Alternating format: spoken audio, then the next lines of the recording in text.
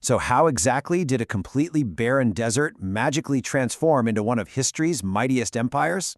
Well, let's dive right into this explainer and find out. The mechanics of how this ancient society was built from the ground up are honestly incredibly brilliant, and by the end of this, I promise you're going to see history in a completely new way. First, let's just set the scene. Imagine waking up right in the middle of a huge, endless desert. There are no trees, zero farms, absolutely no food. It's just blazing hot sand stretching out as far as you can see in literally every direction. You wouldn't survive for very long, right? The heat would be totally overwhelming. So, the massive question we have to answer is, how did this exact, unforgiving spot on the map become a global superpower? How on earth did a tiny group of farmers stuck in the sand build one of the greatest civilizations we've ever seen? Well, right in the middle of that endless, deadly desert where absolutely nothing could grow, there was this one magical blue ribbon, the Nile River. You can almost think of the Nile like a giant, life-saving drinking straw carrying fresh water straight across the sand. And that river, it changed everything. Without this single blue line flowing through the dry earth, ancient Egypt literally never would have existed. Now, every single year, the Nile did something that probably seemed pretty scary at first.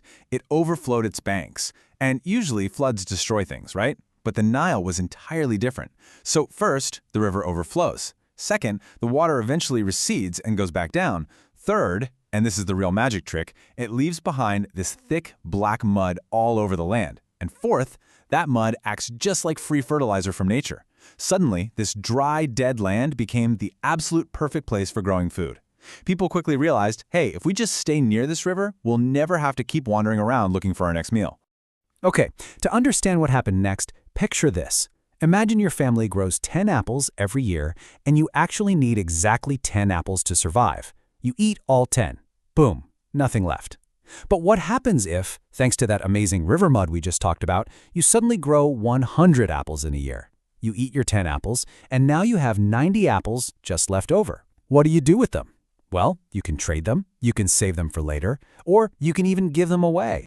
And this brings us to a really crucial concept: surplus. Surplus is just the absolute magic of having extra food, having more than what you strictly need to survive the day. And that simple idea of extra food, it completely changed human history. Because of the Nile, Egyptian farmers grew way more food than they actually needed. And when you aren't spending every single waking second desperately trying to find your next meal, well, a whole new world of possibilities opens up.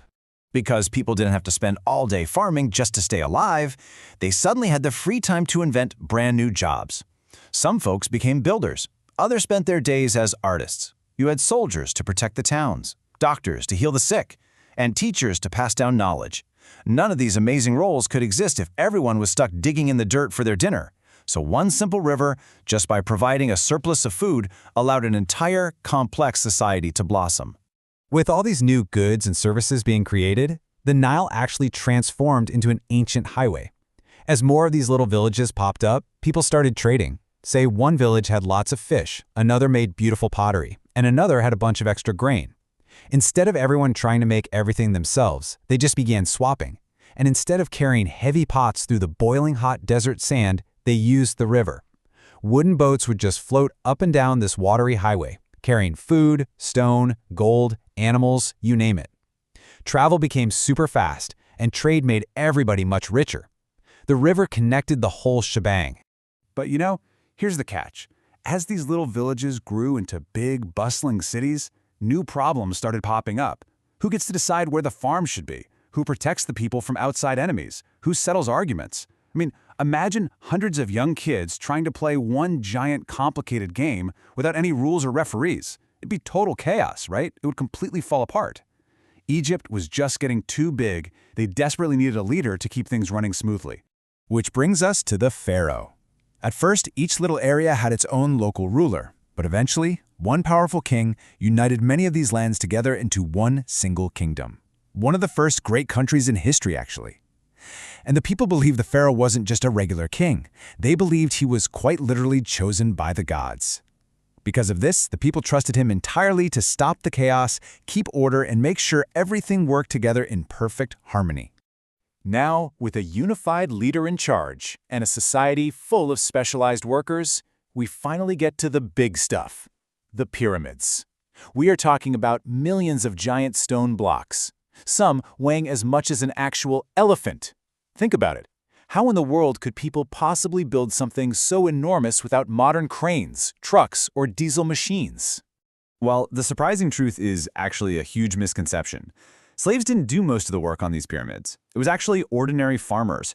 Remember how the Nile floods every year? During those months when the farmland was totally underwater, the farmers couldn't farm anyway. So instead, it was like the whole country working together during the off-season to build temples, canals, and these giant pyramids. And the only reason they could pull this off? Because that amazing food surplus we talked about earlier was used to feed them while they worked on these massive monuments. Now, as Egypt got richer and more complex, they ran into another issue. Imagine trying to remember thousands of bags of grain, who paid what taxes and what trades were made, all without writing a single thing down. It's totally impossible. So they invented a picture writing system called hieroglyphics.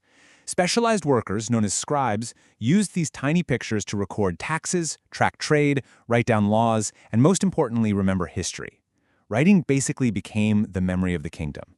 Now knowledge could actually last for generations, instead of just disappearing when someone passed away. And all of this stored knowledge meant their brain power and teamwork absolutely skyrocketed. The Egyptians turned into incredible engineers.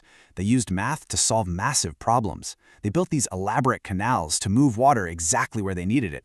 They carved huge statues out of solid stone, erected towering temples with gigantic columns, and built perfectly planned cities. The better they became at solving problems, the stronger and more advanced their civilization grew. Knowledge was really becoming their greatest treasure. But Egypt also had this secret geographic advantage that let them focus on all this incredible building. Look at their borders. To the east and west, endless, deadly deserts that invading armies just couldn't march across.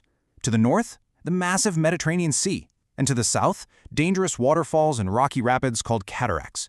These natural geographic walls completely protected Egypt. So, while other ancient civilizations were constantly fighting devastating wars, Egypt enjoyed these long, uninterrupted periods of peace to just farm, build, and learn.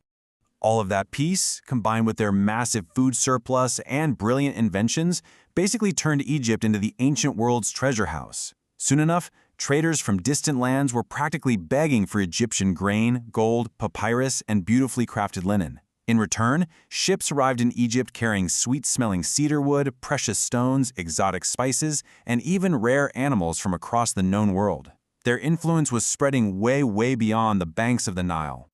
So, after exploring all of this incredible history, we have to ask ourselves, what was ancient Egypt's true superpower? Was it their great godlike kings? I mean, partly, but no. Was it the fact that they built giant, millions of blocks pyramids? Not really. Was it because they had a huge army? Well, that came much later. Their true superpower was actually much simpler. Let's just watch the dominoes fall and trace it all back. Step 1, the river's water grew food. Step 2, the surplus of food created extra time. Step 3, that extra time allowed for specialized jobs. Step 4, those very jobs built thriving, complex cities. And Step 5, those cities sparked massive trade along the river highway. It's just a perfect, unbroken chain reaction of progress. And that chain reaction just continues. That bustling trade created massive wealth for the whole society. Then, that wealth funded incredible leaps in knowledge, engineering, and writing. And finally, that deep, lasting knowledge built one of history's absolute greatest civilizations. Every single step naturally flowed right from the one before it. It all leaves us with this final, really provocative thought to marvel at. Sometimes, the biggest, most monumental changes in human history begin with something surprisingly small. Giant pyramids, incredible wealth, brilliant mathematics, powerful pharaohs. Literally everything we just explored started with a single blue river flowing quietly through an endless sea of sand. It kind of makes you wonder, doesn't it? What seemingly small things in our world today are quietly building the empires of tomorrow.